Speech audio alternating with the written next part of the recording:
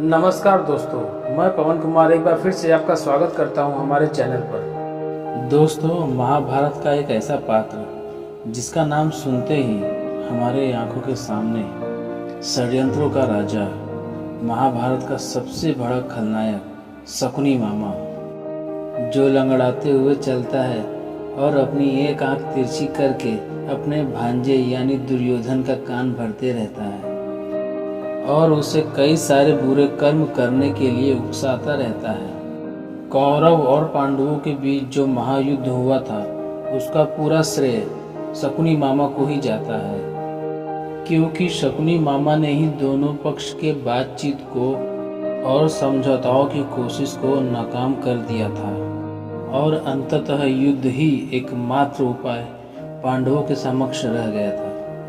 शकुनी मामा ने महाभारत का महायुद्ध करवाकर भारतीय उपखंडों का महाविध्वंस कर दिया था। इसके पीछे भी उनकी एक वजह थी। महाभारत का युद्ध यानी शकुनी मामा के कुरु वंश के प्रति लिया गया बदला। शकुनी मामा के पिता का नाम था राजा सुबल, जो गांधार यानी आज का अफगानिस्तान का राजा था। वहाँ के कांधार शहर का नाम गांधार नाम से ही उपवंचित हुआ है। राजा सुबल हस्तिनापुर क्षेत्र का एक मांडलिक राजा था। राजा सुबल का बहुत बड़ा परिवार था। उनकी कई सारी रानियां थीं और उनके लगभग 100 पुत्र थे। उनकी बेटी गांधारी और राजकुमार शकुनी यह सगे भाई बहन थे और इनकी माता का नाम था रानी सुधर्मा। सुबल राजा के सारे पुत्रों में शकुनी सबसे ज्यादा बुद्धिमान, शांत और सुशील स्वभाव का राजकुमार था और राजकुमारी गांधारी एक बहुत ही खूबसूरत और सुशील लड़की थी। अपने लाडली बहन से शकुनी को बड़ा ही लगाव था। उस समय हस्तिनापुर के सम्राट विचित्रवर्य, जो भीष्म पितामह के सौतेले भाई थे, उनकी मृत्यु हो गई थी और हस्तिनापुर के राज सिंहासन पर अंधा राजकुमार धृतराष्ट्र बैठा हुआ था। लेकिन सच्ची मायनों में हस्तिनापुर के साम्राज्य को भीष्म पितामह देवव्रत ही चला रहे थे।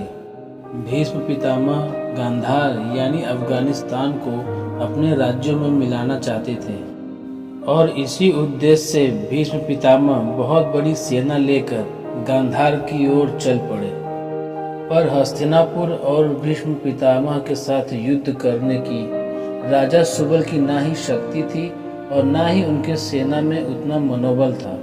राजा सुबल ने भीष्म पितामह से शांति का समझौता करना चाहा। तब भीष्म पितामह ने राजा सुबल की बेटी गांधारी का हाथ अपने भतीजे धृतराष्ट्र के लिए मांग लिया। वैसे तो राजा सुबल अपनी बेटी गांधारी का विवाह अंधे धृतराष्ट्र से करवाने के पक्ष में नहीं थे।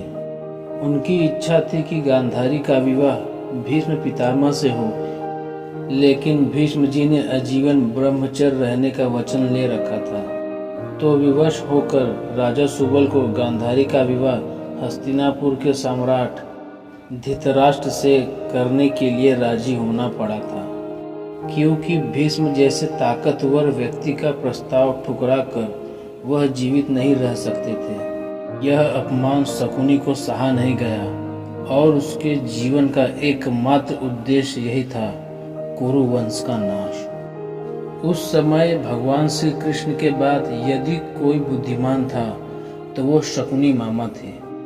शकुनी मामा ने एक लंबी योजना बना ली थी और उस योजना के तहत महाभारत का महायुद्ध और महाविनाश करवा दिया था।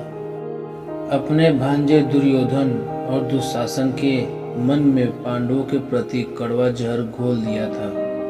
भीम को 2 बार जहर देने की योजना, लाक्षागृह में पांडवों को जलाकर मार देने की योजना, उनको द्यूत क्रीड़ा में निमंत्रण देकर अपना सब कुछ गवा देने पर मजबूर कर देने की योजना, पांडवों को वनवास भेज देने की योजना और अंत में महायुद्ध की योजना, ये सब शकुनी मामा की सातिर बेमिसाल शतरंज की चालें थी और अंततः शकुनी मामा ही कुरु वंश के विनाश का कारण बन गए थे। अगर भगवान श्री कृष्ण ने पांडवों का साथ नहीं दिया होता तो शकुनी मामा से पांडवों को बचा पाना असंभव था।